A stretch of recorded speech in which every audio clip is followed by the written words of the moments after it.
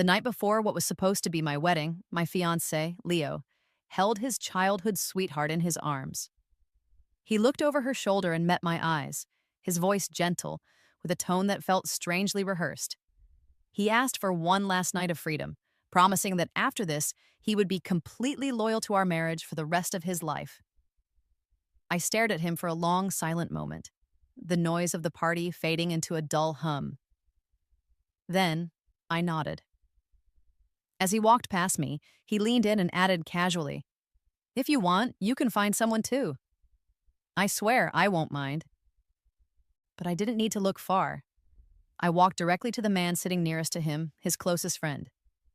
I met his striking, unreadable eyes and said clearly, "Will you sleep with me tonight?" If Leo was allowed a night with Clara, the girl he had loved since they were children, didn't I also deserve a night with my own first love? The private room was crowded and loud, filled with Leo's friends and my own bridesmaids. The air was thick with the smell of expensive alcohol and forced cheer after several rounds of drinks. That was when Leo, tipsy and reckless, wrapped an arm around Clara's shoulders and laughed. "You see, Clara," he slurred, "childhood sweethearts can never win against someone who just appears out of nowhere. Amelia came into my life just like that, and now I'm marrying her. Don't you feel even a little bit of regret?" Clara's happy expression crumbled instantly. Her eyes glistened with unshed tears. "Even if I do," she whispered, her voice trembling, "what could I possibly do now? You chose her." Leo stared at her tear-stained face, his own expression filled with a theatrical pity. "Then let's make up for that regret tonight," he declared. Clara looked up at him, startled. "How?" He turned his gaze toward me, raising his voice so everyone could hear. "Honey, we'll be husband and wife tomorrow. I swear on everything, I will be faithful to you once we're married. But just for tonight, can't we do something a little wild? One night of freedom for both of us." The room erupted in a chaotic mixture of laughter and applause. But when they saw the cold, still expression on my face, the noise quickly died down. Leo's message couldn't have been clearer. He wanted one night with the girl he had loved for most of his life, so that he would enter our marriage with no regrets. He was confident I would tolerate it, that after a few sweet words tomorrow, I would forgive him. He believed I wouldn't dare resist, that I wouldn't walk away from the marriage because, in his eyes, I was the lucky one. He had always seen our relationship as me marrying up, far above my station. After all, I was just the daughter of 2 factory workers, while he was the heir to a vast family fortune. To him, I should have been grateful just for the chance to stand beside him. And in a way, he wasn't entirely wrong. I knew exactly what it felt like to be pursued by a wealthy man and then crushed by the immense weight of his powerful family's expectations. But it hadn't been Leo who had made me feel that way. As I stood there, frozen in place, one of my friends tugged at my sleeve. "Amelia, don't be silly," she whispered urgently. "You can't possibly agree to this." But when I looked into Leo's eyes, I saw the truth. He had already made his decision. He was going to do whatever he wanted with or without my permission. So, I nodded slowly. "Fine," I said, my voice surprisingly calm. "I agree." Laughter exploded through the room again. The tension vanished, replaced by loud, boisterous cheers. "Wow, sister-in-law, you really are something else," someone shouted. "That's exactly the kind of grace a woman needs to marry into the Sterling family. No wonder Leo knelt in his father's study for 3 days just to get permission to marry you." Leo's smug, satisfied smile returned. He pulled Clara even closer to his side. "It's getting late, and I still have a wedding to get to tomorrow," he announced, rising from the sofa. "Clara and I are going to head out now. Drink whatever you want, enjoy yourselves. Put everything on my tab." The teasing resumed as he passed by me again. He leaned close, his breath smelling of whiskey, and whispered, "Seriously, Amelia, go find a man. I promise I won't mind." He was betting on my pride. He was betting that I would never stoop to his level, that I would never actually act on the dare he had just thrown at me. I turned to face him fully. "You're sure?" I asked. He raised a single eyebrow. "Of course, I'm a man of my word. I told you I'd marry you, didn't I? And here we are." But he was wrong. I didn't owe him a thing, especially not tonight, not to him, and certainly not to Clara. I turned away from his smug face and looked toward the far end of the room. There, sitting in silence for the entire evening, was a man with a cold, distant expression, completely unmoved by the surrounding chaos. I didn't need to go searching for anyone else. Ignoring Leo completely, I walked straight toward him. Without a moment's hesitation, I knelt beside his chair, deliberately lowering myself until my gaze was locked with his calm, unwavering eyes. "Would you sleep with me tonight?" I asked. The man, Julian, leaned back against the plush leather of the sofa. His presence was overwhelming, and his eyes bore down on me as if I were something insignificant and disposable. For a second, I thought he might just kick me away. Then, from behind me, someone scoffed. "Amelia, seriously? Of all people, you choose him?" The voice was full of mockery. He was ruined by his first love years ago. Hasn't touched a woman since. Do you even know who she was? Amelia, that was her name. Just hearing my own name spoken in that context stirred something deep inside me. My thoughts raced. I stared at him without blinking, taking in the face that had haunted so many of my sleepless nights for so many years. If it hadn't been for the alcohol dulling my nerves, I never would have found the courage to look him in the eyes tonight. My fingers curled into tight fists in my lap, my nails digging into my palms. I wasn't sure how he would respond to me now, that is, until the cold leather tip of his shoe nudged my chin upward. He lifted his head slightly, his expression hardening, a chill radiating from him that seemed to make the entire room feel colder. His voice was sharp, laced with a deep, simmering anger. "Are you sure?" I refused to back down, pressing my chin more firmly against his shoe. I said, "I'm sure." He stood abruptly from the sofa. Everyone in the room probably thought I had crossed a line and was about to be unceremoniously thrown aside. After all, not long ago, a young actress had tried to flirt with him at a party. When she got too close, he had simply shoved her into a decorative water fountain without a second glance. She had cried out in shock, but he had just walked away. Leo leaped forward, trying to intervene. "Bro, that's my fiancée you're talking about. Don't hit her. She didn't mean anything by it. Amelia, get up. I told you before, he's not someone you can mess with. He's not even into women." He turned to me and added, "And I know you're not interested in any man but me, so just stop this nonsense and go back with your friends." But something about Leo's words seemed to hit a nerve. Julian suddenly shoved him back several steps. There was a dangerous fire in his eyes as he snapped, "Who said I'm not into women?" Before I could react, the room spun. He had picked me up and slung me effortlessly over his shoulder. His low voice grumbled beside my ear, thick with resentment from some long-held grudge. "Amelia Evans, you're the one who came looking for me." He moved toward the door, carrying me as everyone in the room stared in stunned silence. Leo chased after us, shouting, "What the hell, Julian? What are you doing?" Julian, whose full name was Julian Sterling, paused and turned his head slightly, his voice icy and emotionless. "What do you think I'm doing?" Leo's voice sharpened with panic. "Are you serious right now? That's my fiancée you're carrying." He kept repeating it, "my fiancée," as if the words themselves were a shield. The sound grated on my nerves. Julian shot Leo a cold, dismissive look, not even bothering to respond. He adjusted me slightly on his shoulder and continued toward the door. Leo, now clearly panicking, rushed forward and grabbed Julian's arm. "Julian, we've been best friends since we were kids. We practically grew up wearing the same pants. But she's my fiancée. You know the rule, never touch your friend's girl." Julian had no intention of putting me down. Instead, he flung Leo's hand away and shoved him hard right into Clara, who had been chasing after them and just happened to be standing by the door. The timing was perfect. Leo crashed into her, pinning her against the wall, their faces inches apart. With a chill in his voice, Julian said, "Then you should remember that rule yourself and mind your own business. Nights like this don't come around often."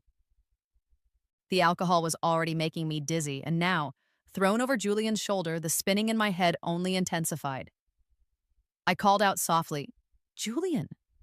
He replied coldly, "Don't call me that. Are we close now?" The rest of my sentence, asking him to let me go, caught in my throat. I clenched my jaw and swallowed the words. It was just a bit of dizziness. I could handle it.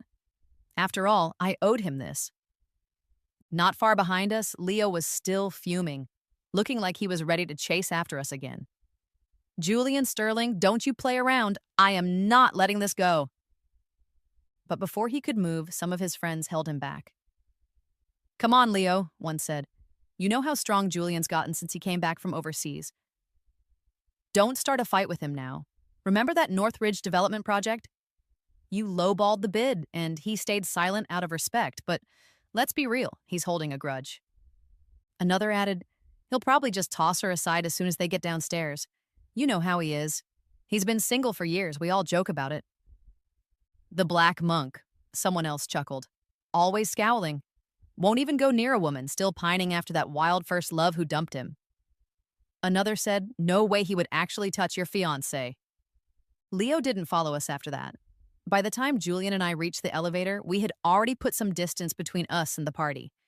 As we stepped inside, I heard my two bridesmaids mocking Leo from behind, their voices dripping with sarcasm. What? He can't handle it now? One sneered. The other laughed. Wasn't he the one who said we all got one night of freedom? A real gentleman doesn't go back on his word. Go find yourself a man. I don't mind. Well, the first one said smugly, looks like Amelia's a free woman tonight. In the VIP parking lot on the ground floor, Julian finally deposited me into the passenger seat of his car. His black Pagani tore through the night, disappearing into the city's darkness. We soon arrived at a sleek, modern villa in a neighborhood I had never seen before. The moment we stepped inside, he yanked off my coat, gripped the back of my neck roughly, and crashed his furious, vengeful kiss onto my lips. I gasped, trying to push him away. Julian, I whispered, but he only held me tighter, pressing me against the cool wall until I couldn't move at all. His voice, laced with years of anger, cut through the silence. Didn't you say you wanted to sleep with me? So why are you backing away now? I had no answer. My heart pounded wildly in my chest as I pleaded in a small voice, please be gentle. But in the very next second, he threw me onto the bed. There was no gentleness, no hesitation, only a raw, unrestrained force. Our clothes were tossed to the floor one by one, his movements rough and almost punishing. Then, just as suddenly as it had started, he stopped. He had frozen completely. It wasn't until he realized I was still a virgin that the storm in his expression began to ease. The anger and bitterness on his striking, icy face softened, if only slightly. You haven't slept with Leo? He asked, his eyes narrowing. After all this time, how was I supposed to explain it to him? My teeth pressed into my lower lip as I gave a vague reply. We never had time. We were supposed to get married tomorrow, but we never actually slept together. In today's world, who would believe such a thing? Who could have possibly managed it? But I had my reasons. The truth was, Leo and I had never really dated. We had skipped that entire phase and gone straight to being engaged. It didn't mean he wasn't serious about me or that I hadn't wanted to build a life with him. I truly had wanted to build a future by his side. But after tonight, it felt like everything was unraveling. Julian's brows drew together as he stared down at me. His expression was unreadable. He was trying to make sense of it, trying to believe what he had just discovered. If I had never been with another man, then this moment, this was real. The coldness in his eyes began to melt, replaced by a faint, warm flush. It was as if all the sorrow and longing he had kept hidden for so many years were finally surfacing, bit by bit, just enough for me to see.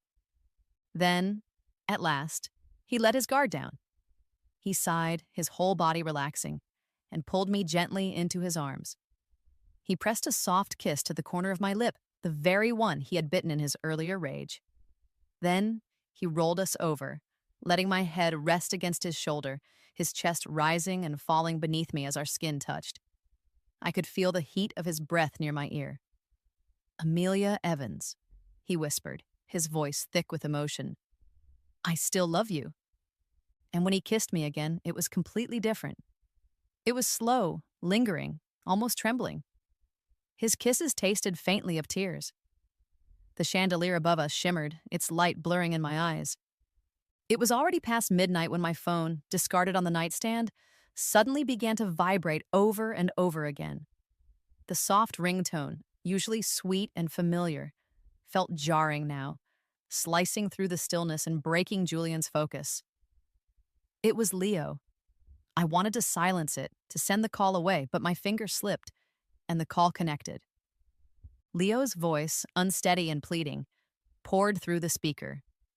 Honey, why aren't you home? Where did Julian take you? Let's stop this silly pre-wedding freedom thing, all right? I thought about it. It was dumb, and Clara, she means nothing. She can't even compare to a single strand of your hair. Tell me where you are. I'll come get you. I'll take you home. I regret everything.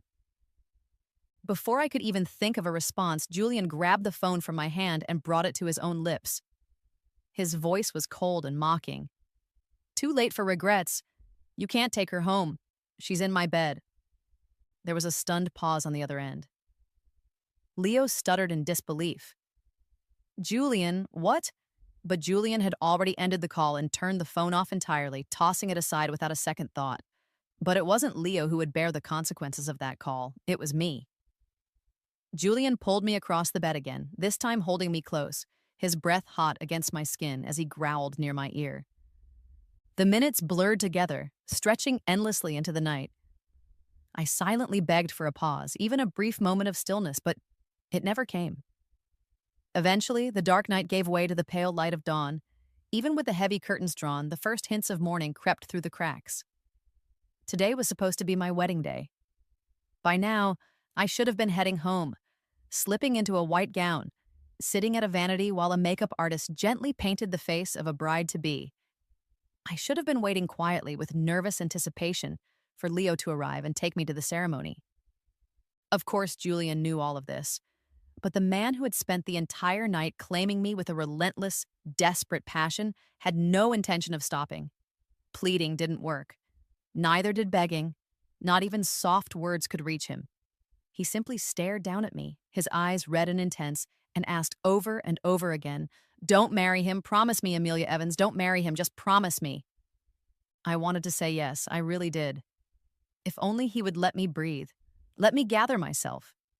But I couldn't even form the words anymore. When I still didn't respond, Julian collapsed onto me like a man who had lost all hope. He held me tightly, burying his face in my hair. His voice trembled as he whispered, "Amelia, please, I'm begging you, don't marry him. This is too hard." Finally, he gave me just enough space to answer. My voice was barely a whisper. "Okay."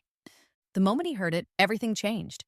He pushed himself up, his eyes glowing with a renewed, frantic anticipation. "You said yes?" he asked. I nodded firmly. "If you hadn't stopped me," I said, my voice gaining a little strength, "would you really have let me go and marry your so-called best friend? Now that I know what Leo is really like, do you think I would still go through with it?" Julian's Adam's apple bobbed as he swallowed hard.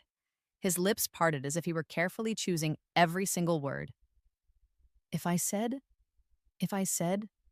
I wanted to start over, he asked quietly, to be with you again, would you say yes? My whole body ached, and I couldn't tell whether I wanted to laugh or cry. The only thing I could do was weakly raise my little fist and thump it against his broad chest. "Julian Sterling," I groaned. "You kept me up all night, not even 1 minute of rest, and now you ask me if I'm willing?" At last, his brow relaxed. The tension that had held his face in a tight mask for so long finally melted away. "So you are willing?" he murmured, a small smile playing on his lips. All I could do was nod again. Harder this time. He kissed me, a firm and loud peck on the corner of my mouth, then suddenly stood up and pulled me with him. "Amelia Evans, come with me. I want to take you somewhere." "Where?" I asked, my voice muffled by exhaustion. "You'll see when we get there." I flopped back down onto the bed, completely spent. "No way, another day. I'm too tired. I can't move." He was persistent. "No, today, right now. If you can't move, I'll carry you." He was already rushing to get me dressed. I was overwhelmed, my body still recovering from the night before. "Julian, I'm not even clean. Don't just throw clothes on me like this. At least let me take a shower." He barely paused. It's fine. No one will notice. You can shower when we get back. We'll just toss these clothes and buy new ones." And so the two of us, messy, disheveled, and barely clothed in whatever we could find, stumbled out of the house. Still flushed from a long, sleepless night, Julian carried me straight out of the villa and into the passenger seat of his car. He drove fast but with a steady hand. I noticed him glance into my handbag, though I didn't know what he was looking for at the time. Barely 2 minutes into the drive, he said, "Amelia, turn your phone on. Let your family know the wedding is off. There's no need for them to go to the venue for nothing." Oh, right. His words jolted me back to reality. My brain felt like mush after everything that had happened. I ignored the flood of missed calls and messages from Leo and called my parents first. After I'd spoken with my family and a few close friends, we arrived at Julian's mysterious destination.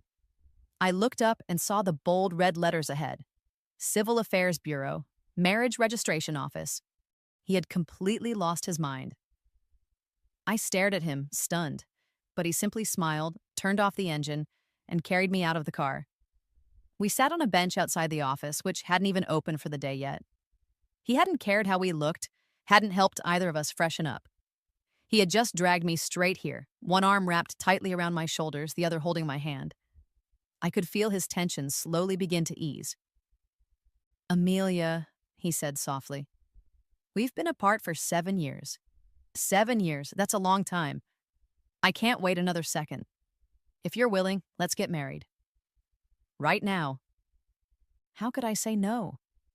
My first love had waited for me for 7 years. I had never truly let go of him. And now, finally, we had another chance. But a memory crept in, a memory from years ago when his mother had summoned me to a cold, formal meeting. Julian came from a powerful family, a name that appeared regularly on national wealth lists. Could someone like him really marry someone like me so easily? I couldn't help but ask, "What about your family, Julian?" He cut me off right away, his eyes meeting mine with fierce determination. "We are two adults in love. We want to stay together, to build a life and protect that love with a certificate. We don't need anyone's permission for that. Our parents may have their opinions, but you and I, we're grown. This is between us." He paused, then added, "Of course, I will go to your parents myself. I will apologize and do everything I can to earn their blessing. I will accept whatever punishment they give me until they agree to let me be their son-in-law." Then he took a deep breath. "But as for my family, it was hard in the past and it's still hard now." His eyes gleamed with an unnerving intensity. "I will only say this once. If you ever run away again like you did 7 years ago, if you leave me behind again, I swear you are dead to me." I leaned into his chest, trying to calm the fierce energy radiating from him. "I'm not running, not this time. I won't back out. I'll follow your lead." When the office finally opened, more couples began to line up behind us. Julian reached into my handbag and pulled out my ID card. So that was what he had been searching for in the car earlier. We were the first couple that morning to register for marriage. Neither of us had slept all night, and our dark circles were impossible to hide. But in that small red photo on the certificate, we were smiling like absolute fools.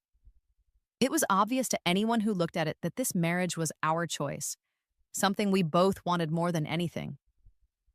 The official pressed a large red stamp over the photo. We each received a little red booklet. My hands trembled as I held mine, and his were shaking too. We were married. I had married my first love. He swept me off my feet, lifting me into his arms and planting a huge kiss on the side of my face as he carried me out the doors of the Civil Affairs Bureau. His breath was warm as he leaned in close and whispered into my ear. He looked at me softly and called me wife. I was so flustered I couldn't even meet his eyes. I covered my face with both hands, but I couldn't stop the smile from spreading across my face. My teeth peeked through as I quietly replied, "Husband." With our phones still off, the world outside felt blissfully, wonderfully quiet. On the way back to the villa, he took a short detour and bought us 2 new sets of clothes.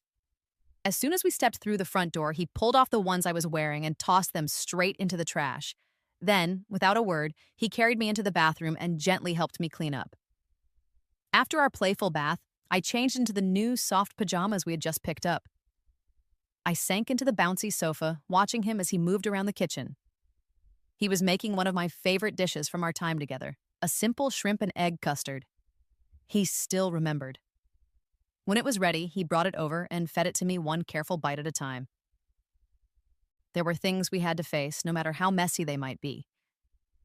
But with food in our stomachs and a warm shower behind us, we finally started to feel human again. Julian turned on his phone first. The moment it powered up, a storm of notifications exploded across the screen. He picked up the first call. On the other end was a mutual friend of his and Leo's, yelling in a panic. "Damn it, Julian, where are you? Don't tell me you're actually with Amelia Evans. Do you even know what's going on? Leo's lost his mind. He's been tearing through the city all night looking for you. He's already wrecked more than 10 of your properties. Today is his wedding day, and now both the bride and groom are missing. No one can reach either of you. All the groom's guests have arrived, but not a single person from the bride's side showed up. It's all over the internet. The top trending topic says the Sterling family's bride ran away.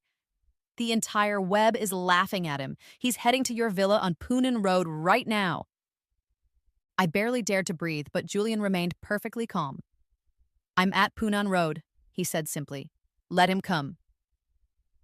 After hanging up, Julian placed the empty dishes on the coffee table and took both of my hands in his. "Wife, go get changed. After we handle Leo, we'll go see your parents. We need to explain everything so they won't worry." I nodded. "Okay." We had just finished changing when the front door began to shake with heavy, frantic pounding. Julian calmly pressed the remote to let him in. Leo stormed inside, looking nothing like a groom. His hair was a mess, his eyes were swollen and bloodshot, and a rough stubble covered his face. He looked like a man who had lost everything. He glared at Julian, then turned his furious eyes to me, taking several shaky breaths as he tried to hold back his rage. His voice trembled as he spoke. "Amelia, today is our wedding day. Did you forget? Come on, it's not too late. Let's go get married." He reached out to grab my hand, but Julian knocked it away sharply. "You never held a ceremony. You never signed the certificate. Don't call her your wife," Julian said, his voice cold as ice. Leo shouted, "We are going to the wedding now." Their eyes locked, the tension between them thick enough to cut with a knife. Julian's expression turned to stone. I stepped forward. "Leo, I agreed to your pre-wedding freedom idea last night, but I never agreed to go through with the marriage afterward. I'm sorry, but after last night, we are both single again. I can't marry you." Leo's jaw clenched. Through gritted teeth, he asked Julian, "Did you sleep with her last night?" Julian looked him straight in the eye and replied calmly, "What do you think?" Before I could react, Leo lunged forward and landed a heavy punch on Julian's jaw. Julian stumbled but quickly regained his footing. Without a word, he struck back, hitting Leo squarely in the face. Leo fell back against the shoe cabinet, dazed. Julian reached for a red marriage certificate from the nearby table and shoved it directly in Leo's face. "Look closely," he said, his voice low and steady. "Amelia Evans is now my wife. Call her yours again, and you will regret it." Leo froze. His hands trembled as he took the certificate and looked at the photo inside. Me and Julian, smiling like two fools in love in front of the official red background. The registration date was freshly stamped in ink. It was real, undeniable. It was like something inside him cracked. He grabbed Julian by the collar, his eyes wide with disbelief. He looked back and forth between us, then suddenly erupted. "When did this start? Were you two messing around behind my back all this time?" He threw another punch at Julian, roaring, "I treated you like a brother, and this is how you stabbed me in the back. You slept with the woman I was going to marry. You stole her from me. I hadn't even touched her, and you already dragged her off to register a marriage on our wedding day. I'll kill you, you heartless bastard. She was mine. Mine." They began fighting again, this time more violently. I rushed between them, trying to hold Leo back and shield Julian. Maybe it was the way I pulled him off balance, or maybe it was Julian finally hitting back harder, but something shifted. Leo's curses turned into sobs. His voice broke completely. "You call me a bastard?" he cried, tears rolling down his face. "You're the bastard, Julian." He wept like a child in the middle of a tantrum, shaking with rage and heartbreak. "You're the person I trusted most," he shouted. "Do you even know how hard I worked to chase after her? A whole year. I spent millions trying to win her heart. I knelt in my father's study for 3 days and 3 nights, enduring punishment without rest. My skin felt like it had been stripped raw by the time he finally gave in and agreed to let me choose my own path." He looked at me with such disappointment and frustration. But that was the moment she finally believed I was serious. Even then, she refused to let me touch her. She said we needed to take it slow. And now, just like that, you get everything so easily. He wiped his face with the back of his hand, the cool composure he always held crumbling right in front of me. "My parents never liked her," he said, his voice hollow. "They saw her as some bookish girl with no sense of business. They never supported me marrying her. But I was so proud. Do you know what it felt like to say she was mine? A tall, beautiful PhD in research. How many men can say they married a woman like that?" He looked around as if expecting someone to understand. In front of my friends, I held my head high. They were all so jealous. It was better than marrying some spoiled rich girl who only cares about shopping and skincare routines. He turned back to Julian and his voice cracked again. "Why did you take her from me? I thought you were still hung up on your ex, the one who left you. Why not go back to her? Why take what was mine? Give her back, Julian. Give her back!" But the fight had already drained out of him. He collapsed onto the floor, a wreck of a man, sobbing, shaking, and completely broken. I had never seen Leo like this. I hadn't thought it was possible. I remembered how he had chased after me for an entire year, how his relentless energy and enthusiasm had broken through the quiet, sterile walls of my life in the lab. I had been touched by his persistence. For a while, I even stopped thinking about Julian altogether. I convinced myself that maybe I had finally moved on from that distant, painful first love. I told myself I should treasure this second chance. If I missed it too, maybe I really would end up alone. But the truth was, I didn't love Leo enough. Not this young master from a wealthy family, not this relationship that felt more like a project than a partnership. Still, I had seriously considered giving it a real try. With marriage in mind, I had wanted something genuine. So one evening, after another long day at the lab, I found him waiting for me outside the research institute again. I was tired, mentally and emotionally. "Are you just playing games with me?" I had asked him directly. "You know how busy I am. I don't have time for anything casual. If I say yes, are we actually getting married?" Maybe he misunderstood what I meant. Maybe he thought I was ready to marry him right then and there. That night, after he dropped me off, he looked me in the eyes with complete confidence and said, "Give me 3 days. I'll give you a clear answer. Just wait." And he really did it. He knelt in his father's study for 3 straight days and endured every blow in silence, begging for permission to marry me. When he returned, bruised and limping, he smiled and said, "My parents agreed. As long as you're willing, we can get married right away. Amelia Evans, I've already given half my life for you. You can't turn me down now." And looking at him then, how could I? So I nodded, but maybe everything had moved too quickly. We skipped over all the in-between moments and jumped straight to the idea of marriage. That left me feeling uneasy. When he first asked if he could spend the night at my place, I said no. When he invited me to his, I declined again. After that, he never asked. He only kept pushing for us to get married as soon as possible, brushing off everything else as unimportant. I wasn't in a rush. We were going to be married anyway, so why not wait and make that night special? The idea seemed to make him even more excited. Everything seemed fine until Clara showed up. When she found out we were getting married, she came straight to me and made a scene. Only then did I realize they had been involved before. Leo had been with her first. He broke it off and only then started pursuing me. But the timeline made sense. He fell out of love with her, ended things, and chose me. So I didn't think too much of it, even though Clara kept appearing whenever she could. But something shifted after our parents met. My parents are simple people, hardworking, humble, and not used to the polished, powerful world Leo came from.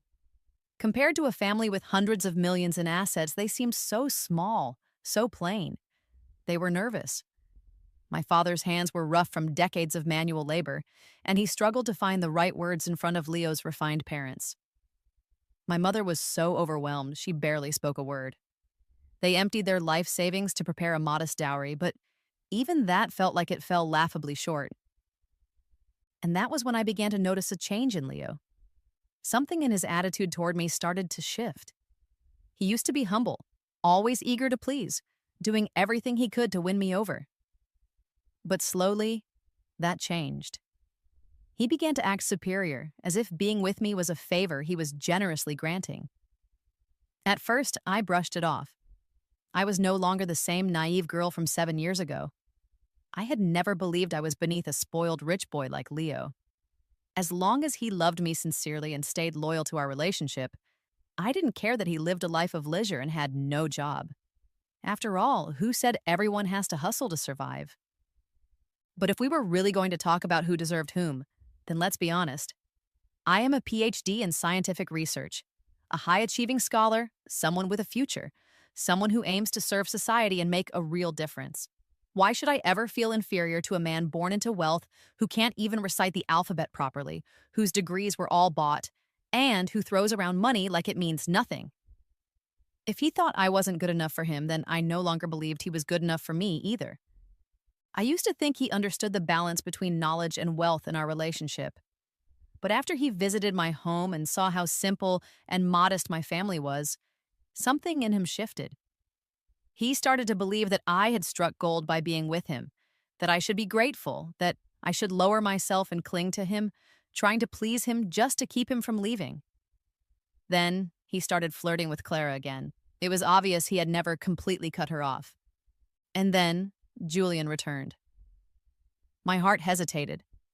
I hadn't even had the chance to confront Leo about Clara when the wedding day arrived, but the night before, everything became crystal clear.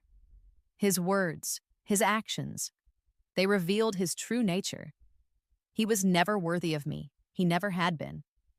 That realization gave me the strength to turn around and reach out for the first love I had buried so deep in my heart, the one who had never truly left. Watching Leo cry and throw a tantrum on the floor like a spoiled child, Julian didn't even blink. He probably understood Leo better than I ever did. That line about them growing up wearing the same pants wasn't just a joke. Back then, Julian and I had been in a secret relationship. He never introduced me to his friends or family. It was only after he returned to the country that I realized none of us knew the full story or each other's past.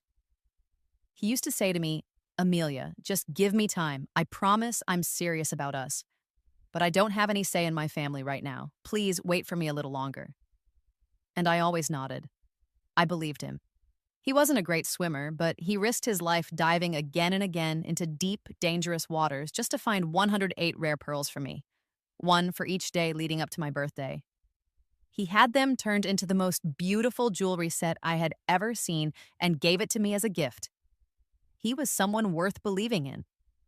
I knew his family was wealthy, but I never imagined just how powerful they really were.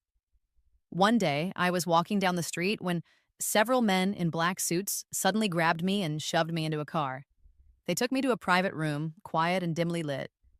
Inside sat a graceful, elegant woman. She looked at me calmly, then pushed a check across the table. 1 million. I was too ashamed to even meet her eyes. I gently pushed the check back. I didn't want her money. She gave a soft, mocking laugh. "Little girl," she said, "you really do have quite the appetite." Then she pushed over another check. This one was for 10 million. "If that's not enough," she said in a soothing, almost motherly tone, "I can add more. This is nothing to our family, just a few months of spare change. But you need to break up with my son and disappear from his life. He already has a fiancée." He didn't tell you, did he? Their wedding is set for after graduation. Her dowry alone is worth over 10 billion. What do you have? At that moment, my entire world crumbled. The dowry aside, even that $10 million check was more money than an average person could earn in several lifetimes. And this was how Julian's mother dealt with her son's hidden girlfriend, by casually tossing money at her to make her go away. My parents made less than 10,000 a month combined. I was just a regular student from a working class family. Every number she spoke felt like a physical slap to my dignity. I felt like a toad trying to eat swan meat. It was no longer just about love. The truth was, I really wasn't good enough for him. We were from two different worlds, heaven and earth, and I needed to understand my place. So I left. I agreed to everything she asked. I didn't take the money. Even the number on that check terrified me. After that, Julian never married the fiancée either. For some reason, his family sent him overseas. They cut off all contact. They used their power to prevent him from returning to the country. He was gone for 6 years. In those years, I buried myself in my studies. I went straight from my undergraduate program to a combined master's and PhD program. I never stopped, not for a single moment. The sense of inferiority had already taken root deep in my bones. I was just a toad who had dared to fall in love with a prince living high above the clouds. I worked and worked, pouring everything I had into myself, hoping that maybe, just maybe, I could become a little less like an awkward, ugly frog. At the very least, I wanted to become someone others would not find repulsive. As I grew older, gained more knowledge, and walked through life's many lessons, my confidence began to return. And one day, it finally hit me. Whether it was Julian or Leo, I had no reason to feel inferior. I didn't need to shrink myself or believe I was unworthy. Because love, real love, is equal. He loves me, wants to be with me, and hopes for a forever. And I love him, want to be with him, and dream of a forever too. That is all that matters. If any challenge comes our way, we face it together. That is the truest, strongest way to love. Julian rolled up his sleeves and kicked Leo twice, right in the backside. You chased her so hard, so why didn't you cherish her? You were so smug once you had her, so why did you throw her away? You were getting married, and the night before your wedding, you still had the nerve to fool around with your ex. And now that she's gone, you cry like you're the victim? You got exactly what you deserved. Leo sat up from the floor, wiped away his tears, and snapped back. You think I did that on purpose? Clara and I grew up together. How could I not have feelings for her? I was confused, all right?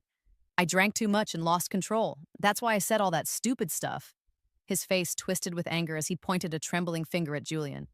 But you went behind my back and stole her. Does your conscience not bother you at all? I'm telling you, we're finished. From this day on, I'm cutting you off. I'll never forgive you for this. You are dead to me. Julian calmly brushed back his tousled hair and exhaled slowly. Dead to me? He repeated. So you're saying the Sterling family is walking away from the Northridge Development Project too? He raised an eyebrow. You do realize that deal needs my approval now, don't you? If I shut it down, that entire $100 billion project collapses. And you know exactly how your hot-tempered father would react to that. Wouldn't he break your legs in a fit of rage? Leo's fists clenched so tightly they turned pale. Are you threatening me? Julian answered coolly, Yes, I am threatening you. What about it? Leo glared at him, red with fury, but he couldn't speak. Julian pulled me into his arms, nudged Leo's knee with the tip of his shoe, and said, If you're smart, then the next time you see her, you will call her sister-in-law. You will stand properly, and you will keep your distance.